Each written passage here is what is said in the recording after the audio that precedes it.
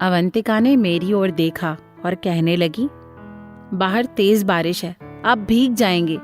बस यहीं पास ही हमारा हॉस्टल है, हम चले जाएंगे। मैं नहीं माना और उनके साथ चल दिया। बारिश की वजह से लाइट चली गई थी। मैंने एक टॉर्च रोहित के हाथ में थमाया और दूसरे टॉर्च को लेकर मैं अवंतिका को छोड़ने जा रहा था।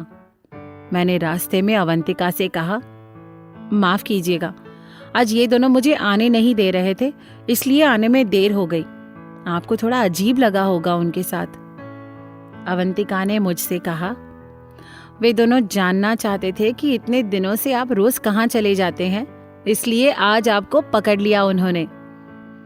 गेट के पास पहुंचकर हॉस्टल के दरबान से हमारी मदद करने को कहकर मुझे 10 रुपए पकड़ाते खिलखिलाती हुई वो हॉस्टल चली गई। मैं जब तक वापस आया तब तक रवि और रोहित गाड़ी बना चुके थे। अब रोहित ड्राइविंग सीट पर था और मैं उसकी बाजू वाली सीट पर। मैं आकर चुपचाप बैठ गया और हीटर चालू कर 10 रुपए के गीले नोट को सुखा रहा था। रोहित ने मेरी ओर देखा और कहने लगा, ओहो, अब समझ आया 10 रुपए का रहस्य। कब से चल रहा है बेटा ये सब?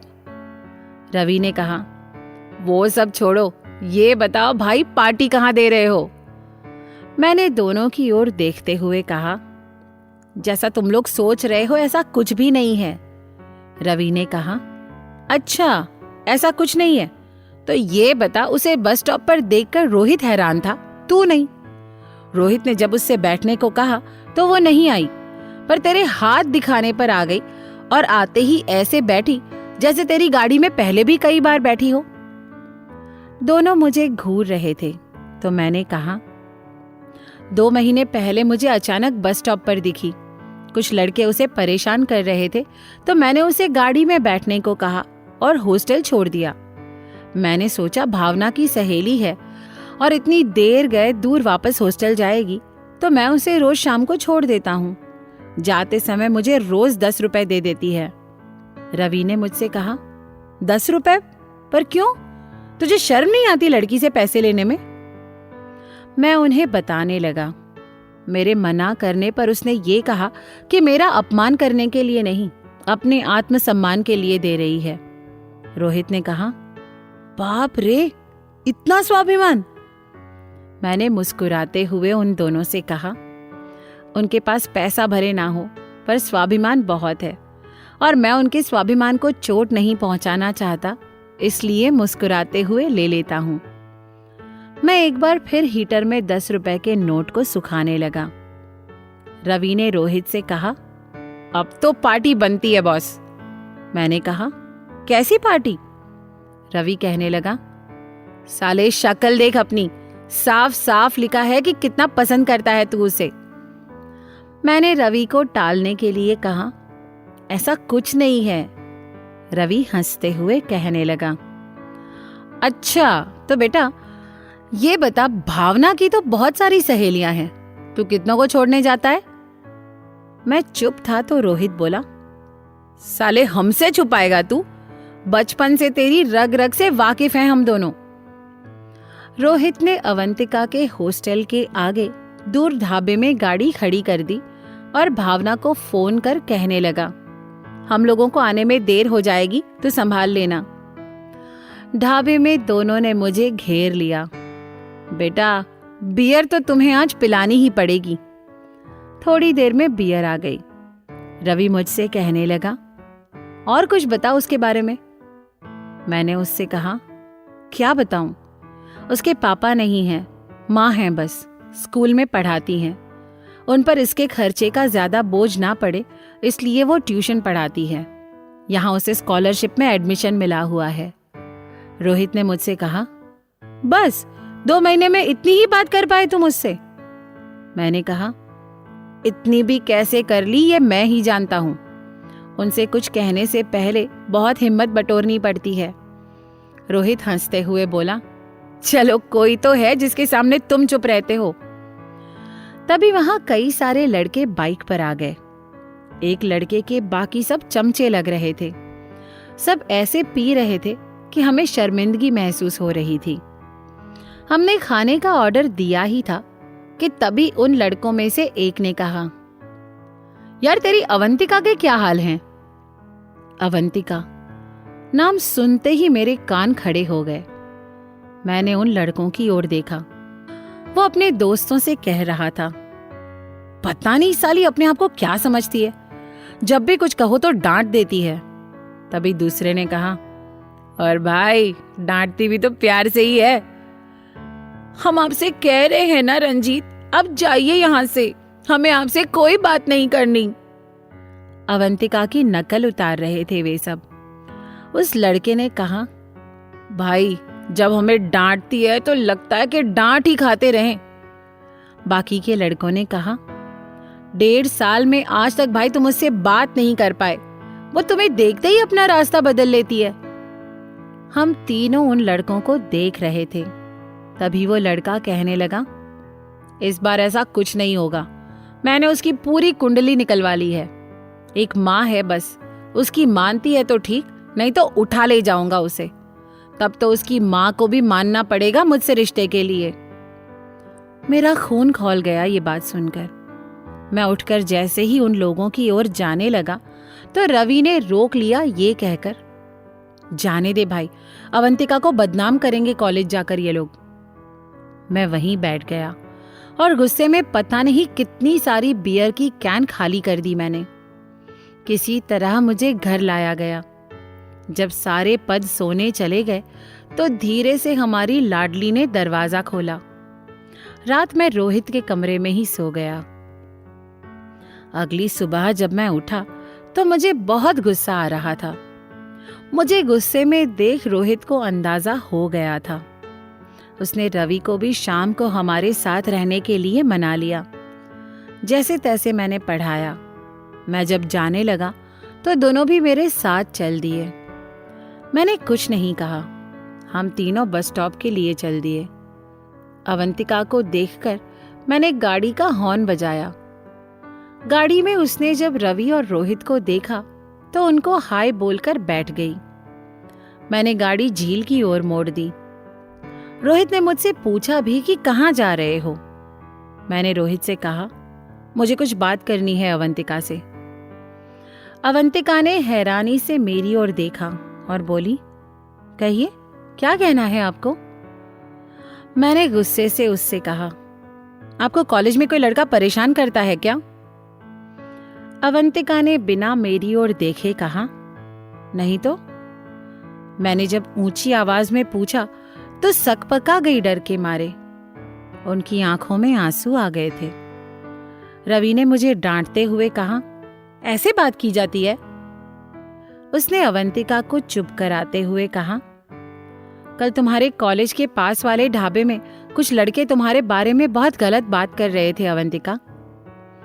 अवंतिका ने अपनी आंखें पोंछते हुए कहा, रंजीत सिंह चंदेल नाम है उसका, पिछले 1.5 साल से परेशान कर रखा है उसने हमें।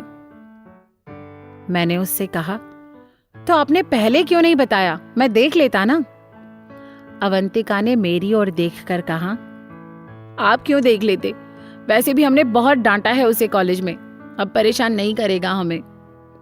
मैंने अवंतिका से कहा, आपने डांटा? आप समझती क्यों नहीं, आपको डांटते नहीं आता अवंतिका। अवंतिका हम तीनों की ओर देखते हुए मासूमियत से बोली, तो कैसे डांटा जाता है? हमने उससे कहा वो हमें परेशान ना करे वरना हम प्रिंसिपल से शिकायत कर देंगे, अब कैसे डांटते उसे हम? इतनी मासूमियत से उसने कहा कि मैं बस उनका चेहरा देखता रह गया। पीछे बैठे रवि और रोहित हम दोनों को देख रहे थे। मैंने अपनी जेब से रुमाल निकालकर अवंतिका की ओर बढ़ा दिया और मैं झील की ओर चल दिया। थोड़ी देर में तीनों भी आ गए। हम झील के किनारे खड़े बोटिंग करते लोगों को देख रहे थे। मैंने अवंतिका से पूछा, कहाँ रहता है वो? अवंतिका ने कहा, पता नहीं, हम नहीं जानते उसके बारे में कुछ भी। मैंने उनसे कहा, अब अकेले मत जाइएगा। हम सब वहीं झील के किनारे टहल रहे थे कि तभी अवंतिका के साथ पढ़ने वाला वही लड़का अपने कुछ दोस्तों के साथ अवंतिका के पास पहुंचकर उनसे बदतमीजी करने लगा। हम लोग उनसे थोड़ी दूर थे। जब हमने उन्हें देखा तो वहां पहुंच गए। मुझे गुस्से में देखकर अवंतिका ने मेरा हाथ पकड़ लिया और मुझे वहां से लेकर जाने लगी। तब तक रवि और रोहित भी आ गए। मैंने गुस्से में उन्हें देखा। उन्होंने मुझसे चलने को कहा। हम वहां से निकलने लगे कि तभी उस लड़के ने मुझे आवाज दी। डर गया? देख ली तेरी हिम्मत, एक लड़की के कहने पर चल दिया। अवंतिका, बड़े कमजोर इंसान के साथ घूमती हो तुम। इतना सुनते ही अवंतिका ने मेरा हाथ छोड़ा और गुस्से में वापस उस लड़के के पास लौटी। अवंतिका को गुस्से में देख वो लड़का फिर उससे कहने लगा, ओहो, उसे कुछ कह दिया तो इतना गुस्सा अवंतिका? आपके गुस्से में भी हमें प्यार आता है। उसका इतना कहना था कि अवंतिका ने एक उल्टे हाथ का थप्पड़ जड़ दिया उसके गाल पर। सब चुपचाप उसे देखते रह गए। वहां काफी भीड़ बढ़ गई थी। अवंतिका ने उस लड़के को उंगली दिखाते हुए कहा, अपनी हरकतें सुधार लो वरना इतनी धाराएं लगवाएंगे कि बच ना पाओगे। अगर अभी हमने रोका ना होता उन्हें तो पता नहीं क्या हाल करते तुम्हारा। कमजोर तुम हो और तुम्हारी मानसिकता है। दोबारा हमारे रास्ते में मत आना वरना हम क्या कर सकते हैं ये तुम्हें अच्छी तरह समझा देंगे। मैं उस लड़के की ओर बढ़ने लगा तो अवंतिका ने मेरा हाथ थामते हुए कहा, चलिए, देर हो रही है। रवि और रोहित मुस्कुराते हुए अवंतिका को देख रहे थे और वो मेरा हाथ पकड़कर खींचते हुए मुझे कार तक ले आई थी।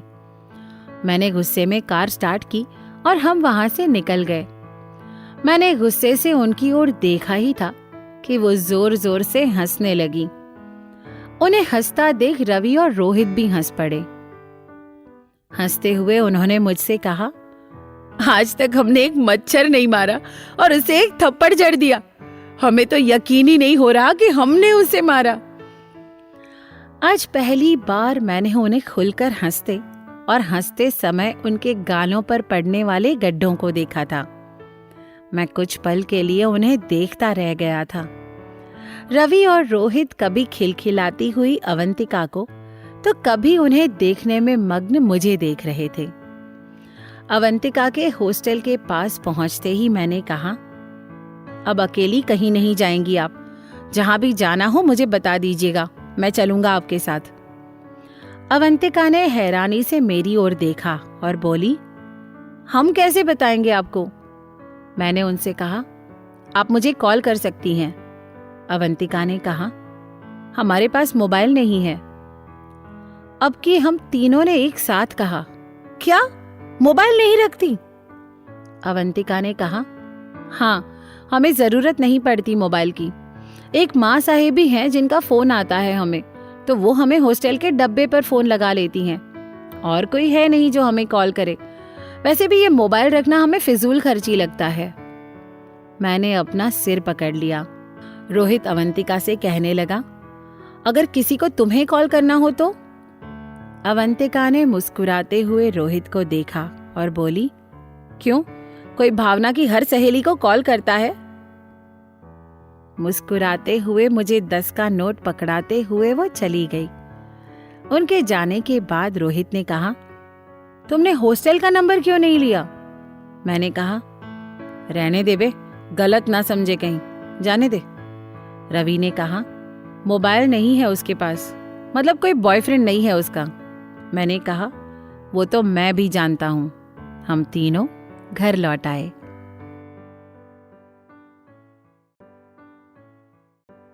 दोस्तों, ये कहानी और ऐसी और भी कहानियों के लिए आपको सिर्फ प्ले स्टोर पर जाकर प्रतिलिपि FM टाइप करना है और आप इसको इंस्टॉल करके ढेर सारी कहानियाँ सुन सकते हैं और उसके बाद लॉगिन करके आराम से अपना समय एंजॉय कर सकते हैं। शुक्रिया।